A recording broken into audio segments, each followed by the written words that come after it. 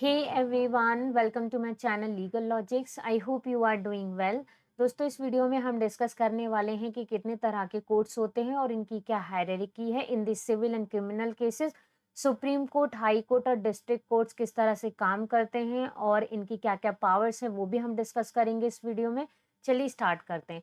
तो देखिए सबसे पहले हम बात करते हैं कि hierarchy of courts in the civil cases. तो सबसे पहले आता है स्मॉल कोजेस कोर्ट्स, उसके बाद आता है district court of the civil जज, उसके बाद हाई कोर्ट और उसके बाद आता है सुप्रीम कोर्ट। अब क्रिमिनल केसेस में क्या हायरार्की है कोर्ट्स की वो देखते हैं।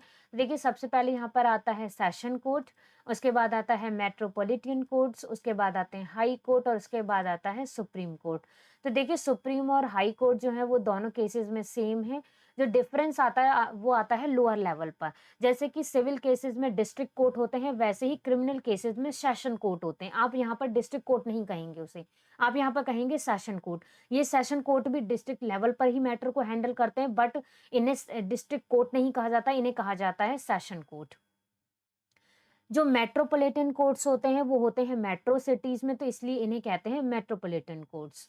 अब देखते हैं कि सुप्रीम कोर्ट की क्या पावर्स हैं। तो सुप्रीम कोर्ट के पास ओरिजिनल, एपेलेट और एडवाइजरी जुरिसडिक्शन है। ओरिजिनल जुरिसडिक्शन का क्या मीनिंग है कि सुप्रीम कोर्ट डायरेक्टली किसी केस को ट्राई कर सकता है। उसके पास ये पावर है कि अगर उसके पास कोई केस डायरेक्टली आता है तो वो उस केस को हैंडल कर सकता है। उसके पास केसेस अपील में भी जा सकते हैं और सुप्रीम कोर्ट के पास ये पावर भी है कि वो अपने जितने भी लोअर कोर्ट हैं उन्हें एडवाइस कर सकता है। उसके बाद देखिए जो भी सेंट्रल मैटर्स होते हैं, सेंटर और स्टेट के बीच में जो भी डिस्प्यूट होता है वो सुप्रीम कोर्ट हैंडल करता है।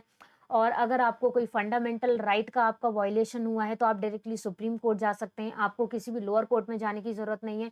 आप सुप्रीम कोर्ट में रिट पिटीशन फाइल करेंगे और उसके बाद आपका एक तरीके से आपके फंडामेंटल राइट को एनफोर्स कर दिया जाएगा। उसके बाद देखिए जो सुप्रीम कोर्ट का एपेलेट ज्यूरिसडिक्शन है उसमें दोनों तरह के केसेस जा सकते हैं, सिविल हैं या चाहे वो क्रिमिनल केसेस भी हैं। सुप्रीम कोर्ट का एक और बहुत ज़्यादा इम्पोर्टेंट काम है वो है इंटरप्रिटेशन करना कॉन्स्टिट्यूशन का, कि कॉन्स्टिट्यूशन में कोई पर्टिकुलर आर्टिकल क्या कह रहा है, क्या कहना चाह रहा है, या जब ये कॉन्स्टिट्यूशन लिखा गया था तो वो ड्राफ्टर क्या कहना चाह रहे थे, तो ये इंटरप्रेट भी करता है कॉन्स्टिट्यूशन को। उसके बाद देखिए सुप्रीम कोर्ट के जितने भी डिसीजंस होते हैं वो सभी लोअर कोर्ट्स पर बाइंडिंग होते हैं। जितने भी लोअर कोर्ट्स हैं हमारी कंट्री के उन्हें सुप्रीम कोर्ट के हर डिसीजन को मानना होता है।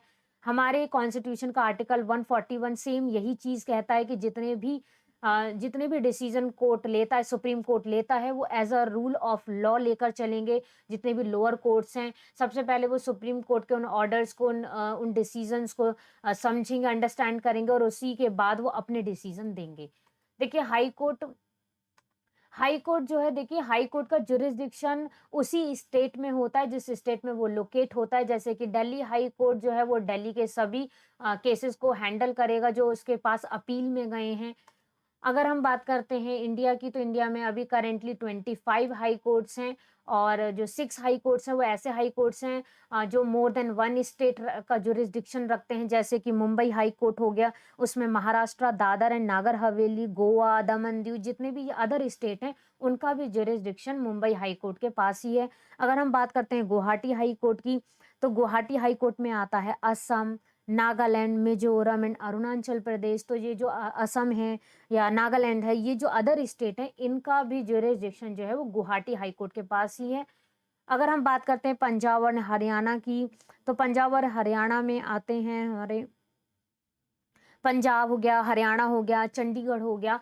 तो ये 6 हाई कोर्ट ऐसे हैं जिनके पास मोर देन 1 स्टेट्स का ज्यूरिसडिक्शन है। उसके बाद देखिए कि जो हाई कोर्ट है उसके पास एक तो रिट ज्यूरिसडिक्शन है, एक एपेलेट ज्यूरिसडिक्शन है। बट हमारी कंट्री में बहुत कम ऐसे हाई कोर्ट है जिनके पास ओरिजिनल ज्यूरिसडिक्शन है।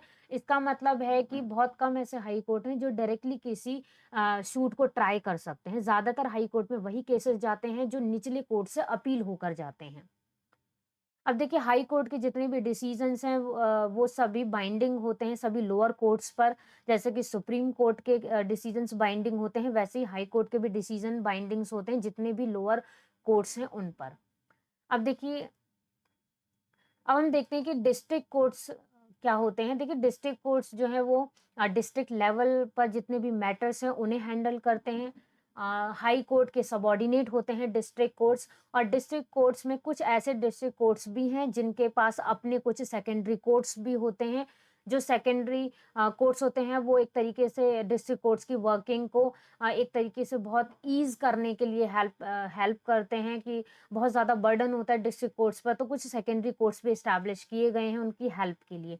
कुछ लोअर कोर्ट्स होते हैं जो कि लोअर कोर्ट्स जो होते हैं वो डिस्ट्रिक्ट कोर्ट से नीचे लेवल के कोर्ट्स हैं और इनमें बहुत छोटे-छोटे केसेस जाते हैं। अब देखिए, अब आते हैं हम ट्रिब्यूनल्स पर भी, उसके बाद आती हैं ट्रिब्यूनल्स। ट्रिब्यूनल्स जो हैं, ट्रिब्यूनल्स भी कोर्ट होती हैं बट ये स्पेशल कोर्ट्स होती हैं, और इसमें इन कोर्ट्स में स्पेशली एडमिनिस्ट्रेटिव मैटर्स ही जाते हैं।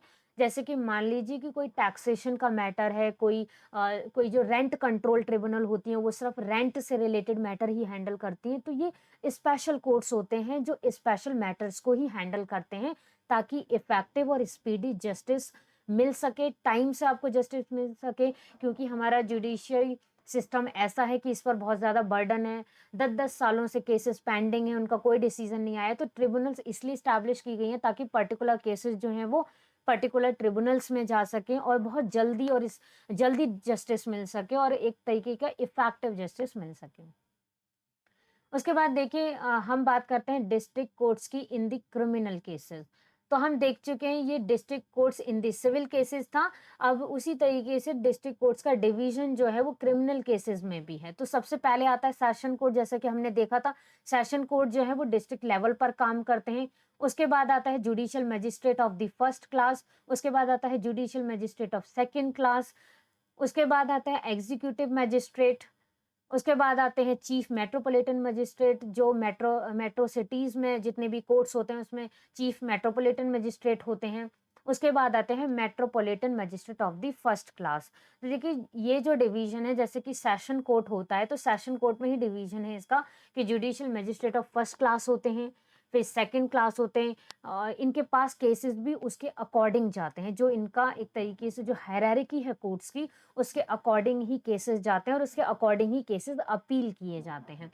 तो ये जो डिस्ट्रिक्ट कोर्ट्स इन दी क्रिमिनल केसेस है, फर्दर किसी वीडियो में हम इसे पूरी तरह से डिस्कस करेंगे, अदरवाइज ये वीडियो बहुत ज़्यादा लंबा हो जाएगा। बट इस वीडियो में इतना ही। Thank you so much for watching this video. I hope this video will help you. Please do subscribe my channel and press the bell icon. Thank you so much.